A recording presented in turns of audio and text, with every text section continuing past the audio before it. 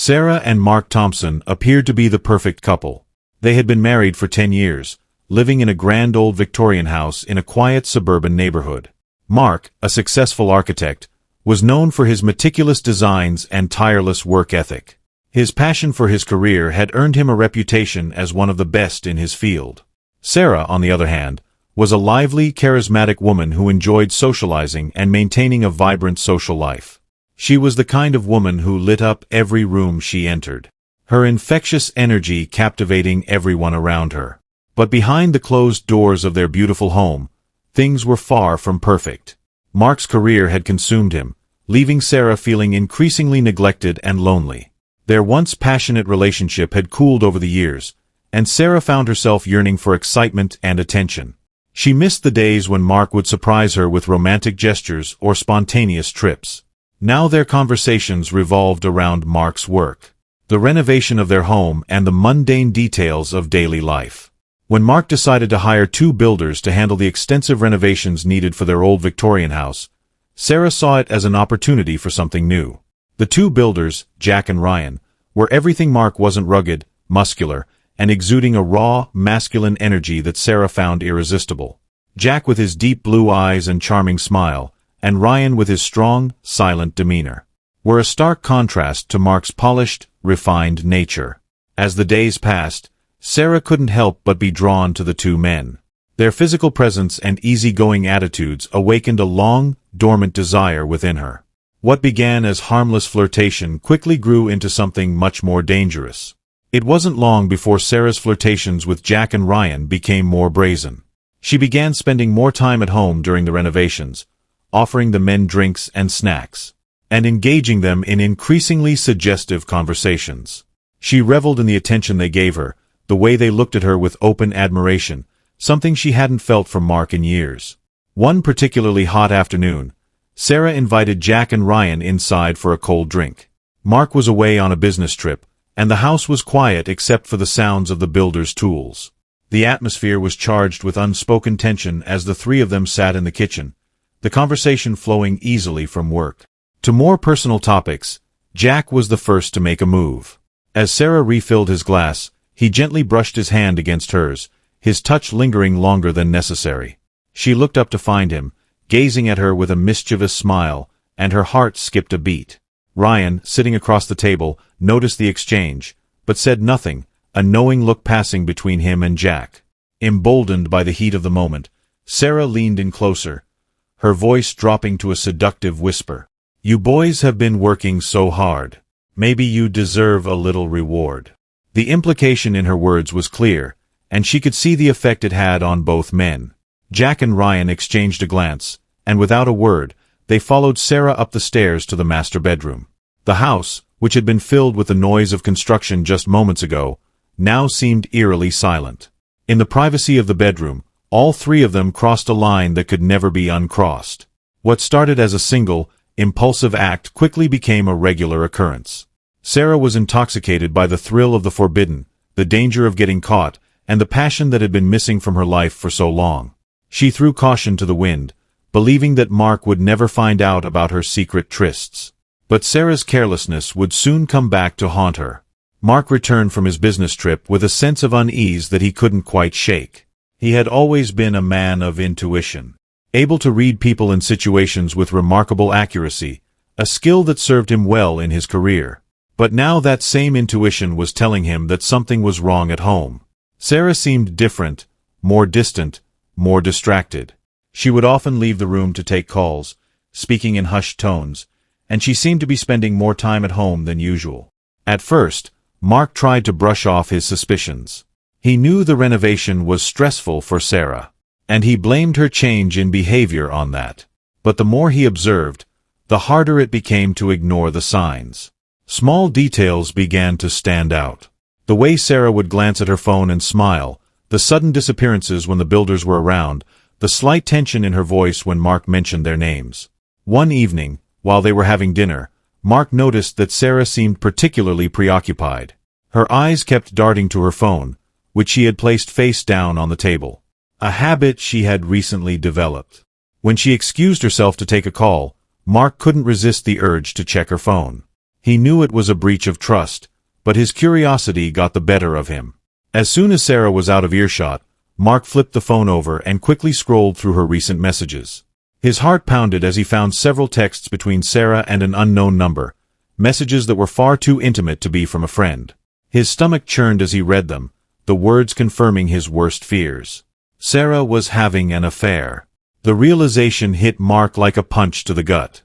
His hands trembled as he put the phone back in its place, his mind racing with a mix of anger, betrayal, and heartbreak. But instead of confronting Sarah immediately, he decided to wait. He needed more information, more evidence before he acted.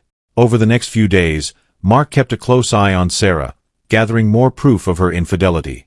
He noticed how she would send quick texts whenever she thought he wasn't looking, how her face would light up whenever she saw a new message.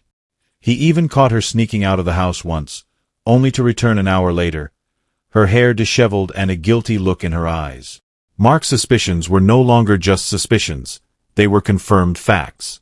And as he pieced together the truth, his heartbreak began to morph into something much darker, a cold, calculating desire for revenge. Mark's patience was rewarded sooner than he had expected.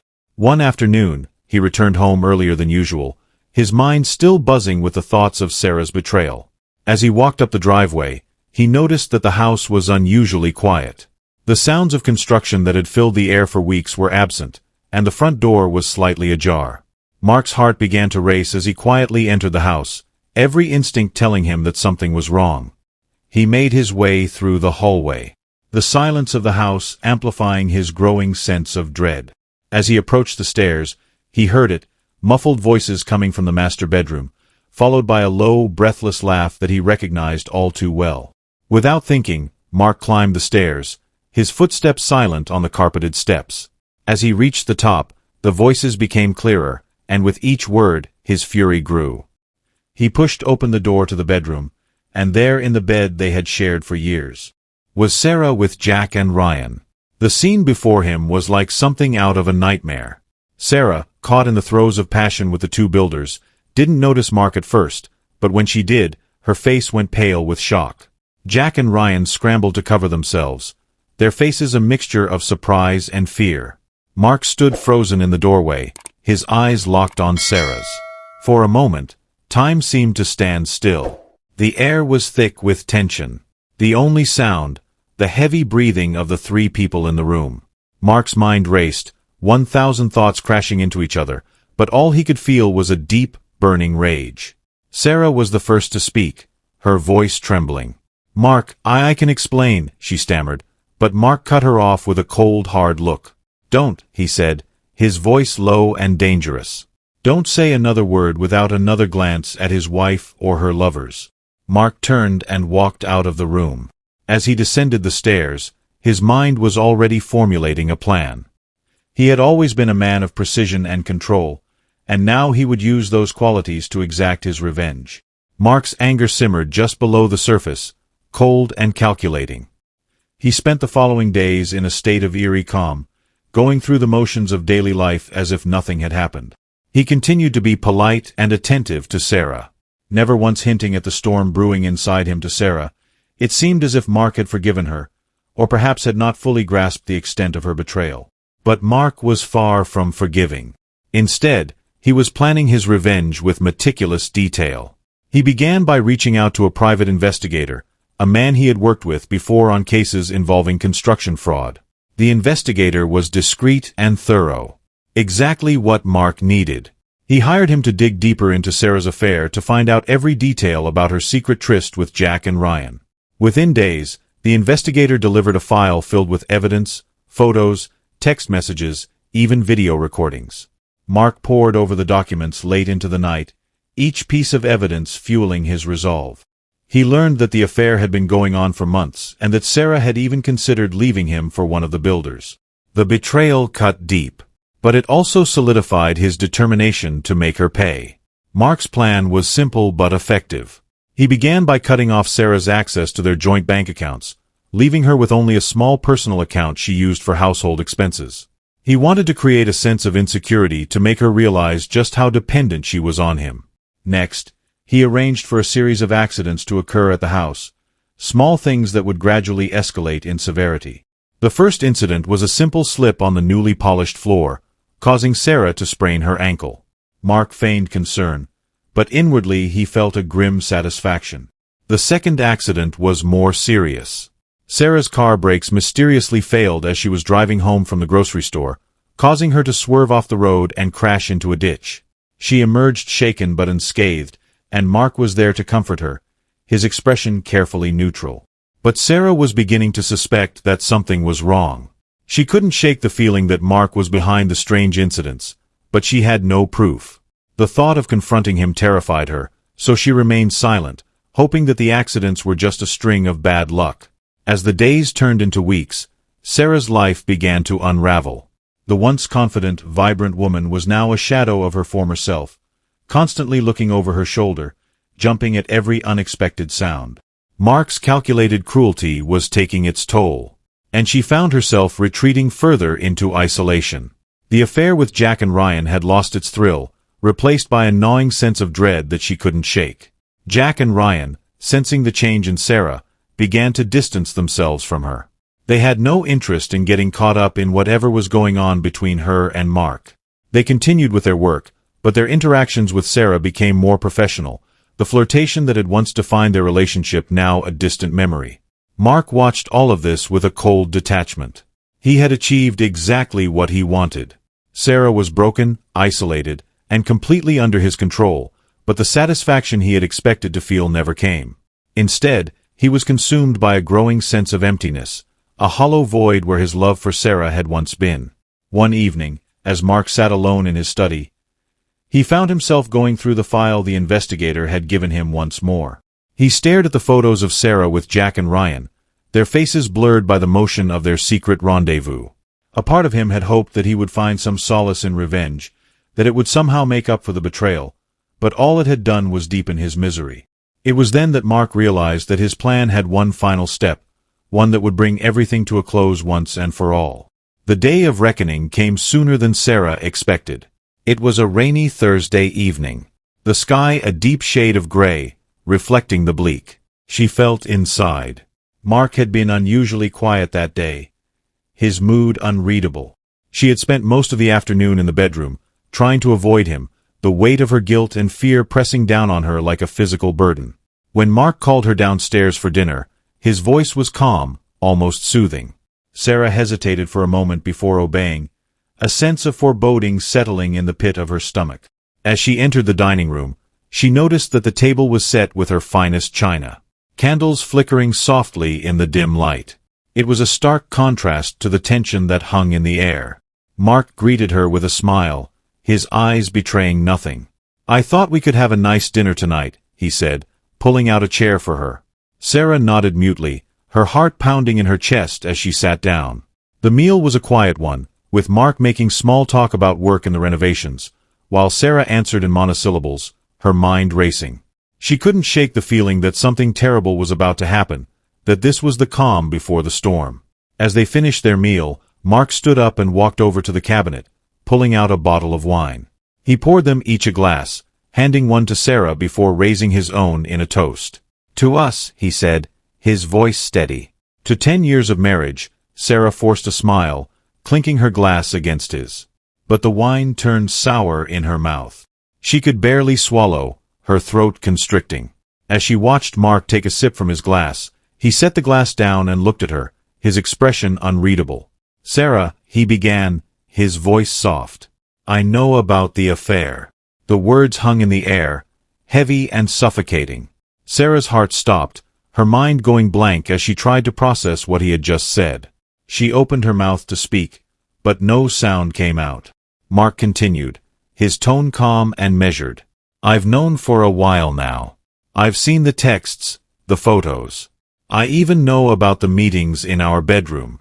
Tears welled up in Sarah's eyes as she realized the full extent of what he knew.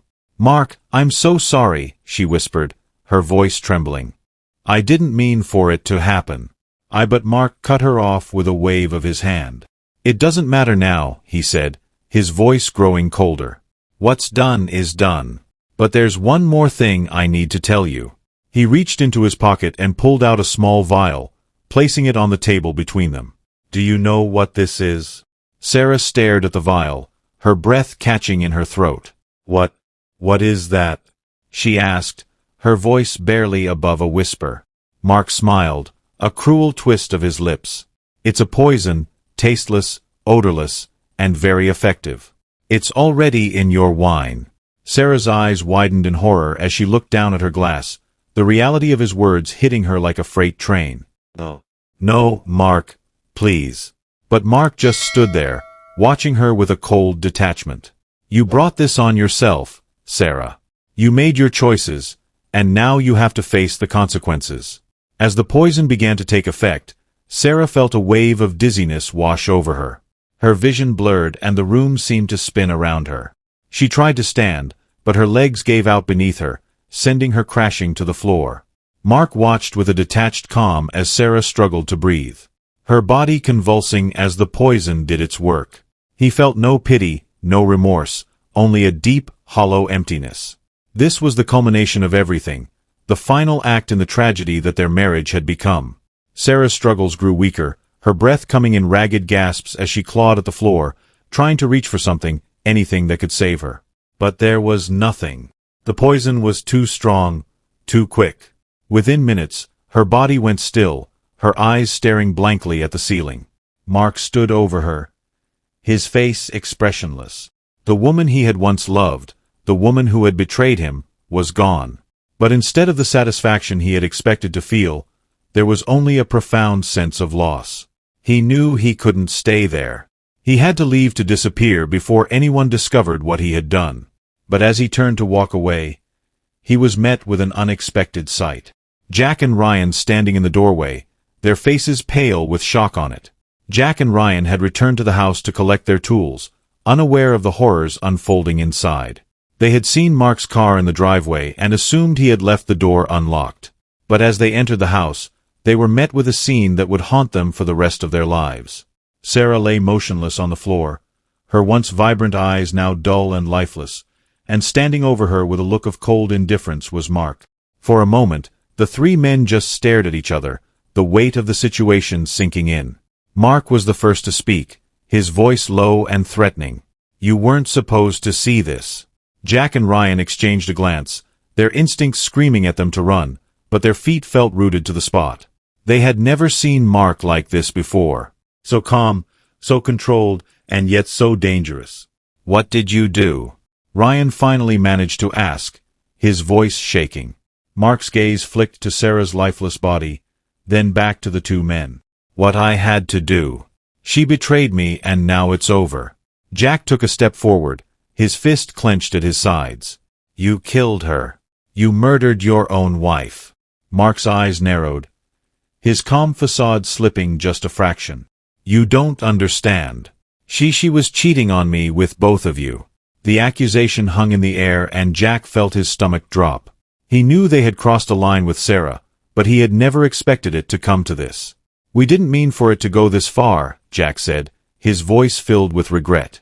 "We never wanted her to get hurt." Mark laughed. A bitter, hollow sound. "Hurt? You think this is about her getting hurt?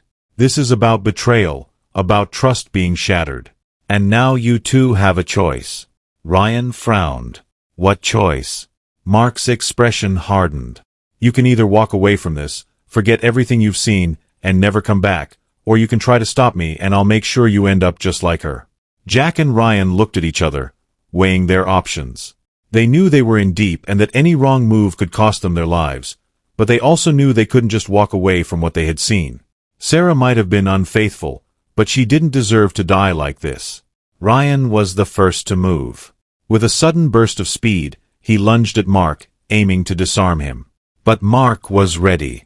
He sidestepped the attack and brought his fist down on Ryan's back, sending him crashing to the floor. Jack sprang into action, grabbing a nearby chair and swinging it at Mark. The blow caught him on the shoulder, knocking him off balance. Mark stumbled but quickly recovered, his eyes blazing with fury. The fight was brutal. The three men grappling and striking at each other with everything they had. Furniture was overturned, glass shattered, and the sound of their struggle echoed through the house. Despite their combined strength, Jack and Ryan were no match for Mark's cold determination. He fought with a ruthless precision, using every object within reach as a weapon. Jack was the first to fall, a sharp blow to the head, rendering him unconscious. Ryan, bleeding and battered, knew he couldn't keep this up much longer. But he refused to give up. He charged at Mark again, this time managing to land a solid punch to his jaw. Mark staggered back, momentarily dazed. Seeing his chance, Ryan grabbed a heavy candlestick and brought it down on Mark's head with all his strength. Mark crumpled to the floor, blood pooling around his head. Ryan stood over him, breathing heavily, his heart pounding in his chest. He glanced at Jack, who was still unconscious, then at Sarah's lifeless body. The house was a scene of carnage, and Ryan knew they had to get out of there. Ryan's mind raced as he tried to figure out what to do next. He couldn't stay in the house. He had to leave to get as far away as possible before anyone discovered what had happened. But he couldn't just abandon Jack, and he couldn't leave Sarah's body there for the authorities to find. He dragged Jack's unconscious form to the car, laying him in the back seat before returning to the house.